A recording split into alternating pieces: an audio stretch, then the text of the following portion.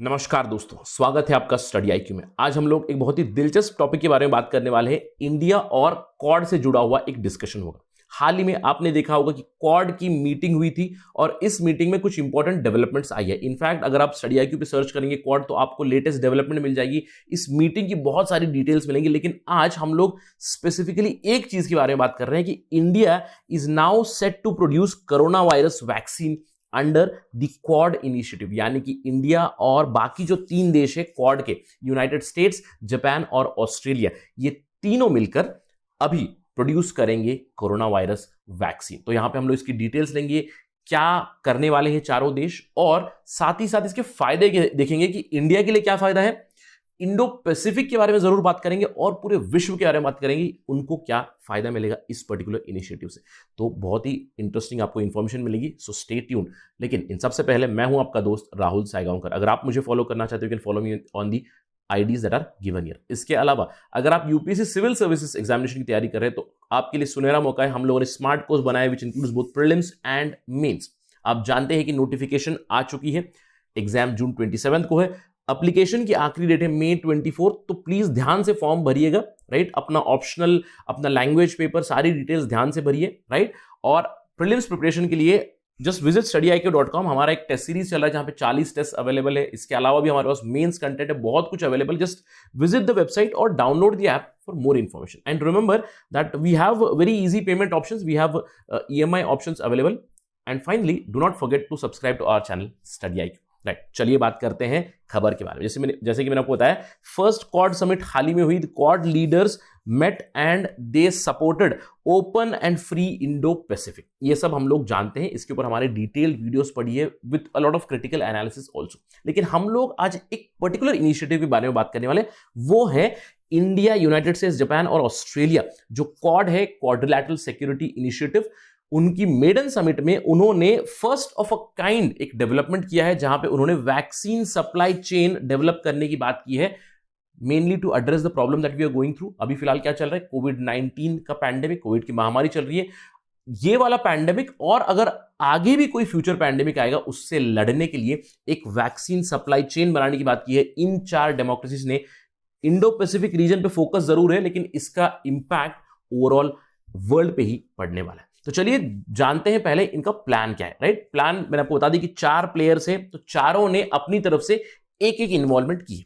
US की involvement ये है कि यूएस वैक्सीन को डेवलप करे, यानी कि major research, development of vaccine, testing, trial etcetera सब कुछ यूएस में होगा। और इंडिया में क्या होगा, इंडिया में सेकंड स्टेप होगा मैन्युफैक्चरिंग, राइट। मैन्युफैक्चरिंग हब है इंडिया। इंडिया को कहते हैं कि वर्ल्ड की फार्मेसी है, तो इंडिया में वैक्सीन मैन्युफैक्चर होंगे। आप जानते हैं कि इंडिया में ऑलरेडी हमारे खुद के वैक्सीन चल रहे हैं, कोविशील्ड, कोवैक्सीन, दोनों भी प्रोडक्शन हो रहा है इंडिया में, और इंडिया बहुत से देशों को एक्सपोर्ट भी कर रहा है ये सारे वैक्सीन। तो इंडिया मैन्युफैक्चर करेंगे।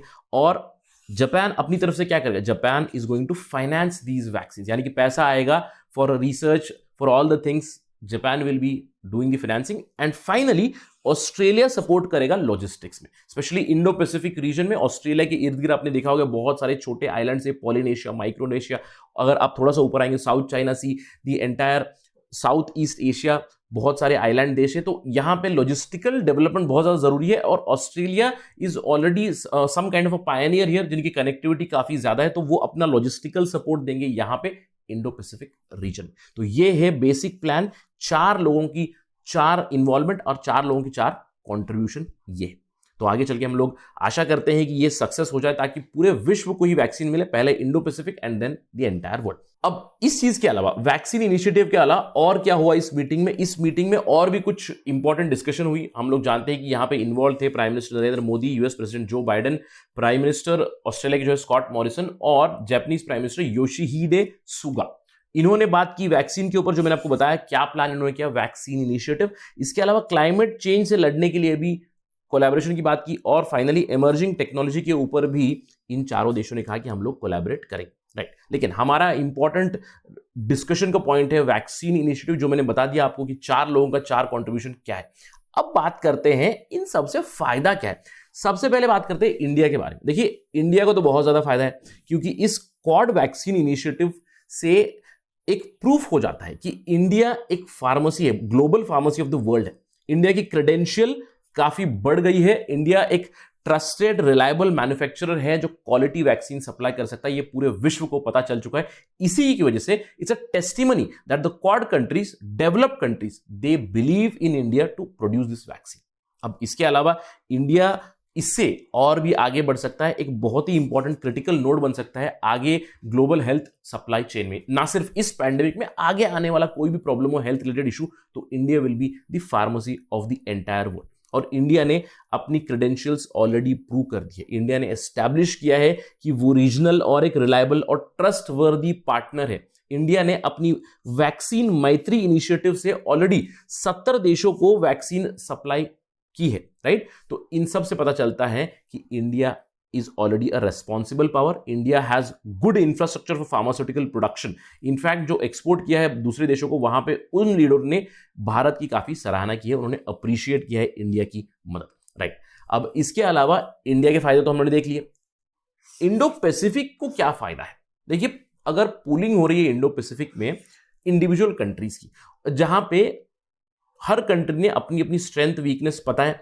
अब यहां पे देखिए, कैपेसिटी और अपनी स्ट्रेंथ के हिसाब से वो लोग कंट्रीब्यूट कर रहे हैं। अब यूनाइटेड स्टेट्स का एक्सपर्टीज है रिसर्च डेवलपमेंट, वैक्सीन डेवलपमेंट है, तो वो उसमें कर रहे हैं।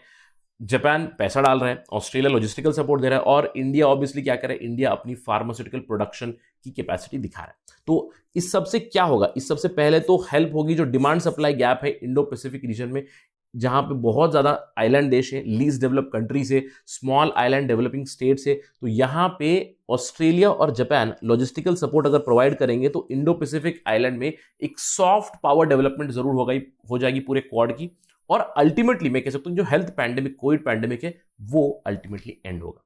अब इस चीज से जियो स्ट्रेटेजिकली क्या फायदा है? हम जानते हैं कि इंडो पैसिफिक रीजन में चाइना का इन्फ्लुएंस काफी बढ़ रहा है, उनका दबदबा चल रहा है, वो असर्टिवनेस दिखा रहे हैं। तो इस पर्टिकुलर इनिशिएटिव से चाइना को चैलेंज करेंगे quad in the Indo Pacific reason, right. तो पहला तो स्टेप है इंडो पैसिफिक। अब फाइनल स्टेप क्या होगा?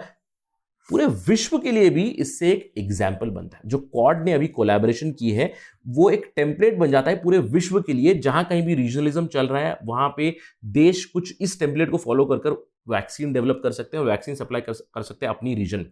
लेकिन क्वाड की अगर मैं बात करूं, देखिए क्वाड में 4D से, यानी कि चारों डेमोक्रेसी से, जो बिलीव करते हैं ह्यूमन राइट्स में, जो बिलीव करते हैं ह्यूमैनिटी में, जो बिलीव करते हैं हेल्पिंग अदर्स, इसीलिए हम लोगों ने 70 से ज्यादा देशों को वैक्सीन दी है। तो ये लोग सब मिलकर इक्विटेबल वैक्सीन एक्सेस में लग जाएंगे। पहले तो इंडो पैसिफिक की मैंने बात की, लेकिन इसके बाद सारे रीजन में, पूरे वर्ल्ड में ही इनसे फायदा मिलेगा। क्यों?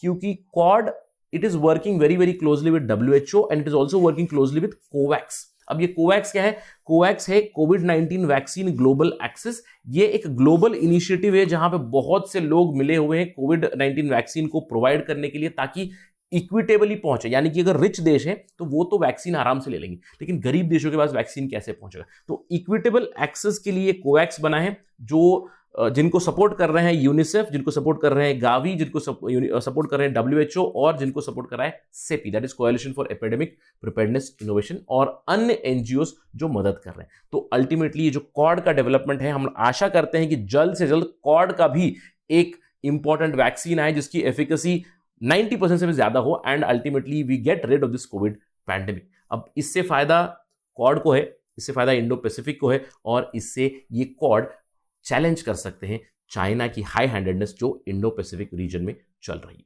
इस पे अगर कोई डेवलपमेंट आएगी तो will bring to you as soon as possible on study IQ। That's it from my side. Thank you for watching. जय हिंद।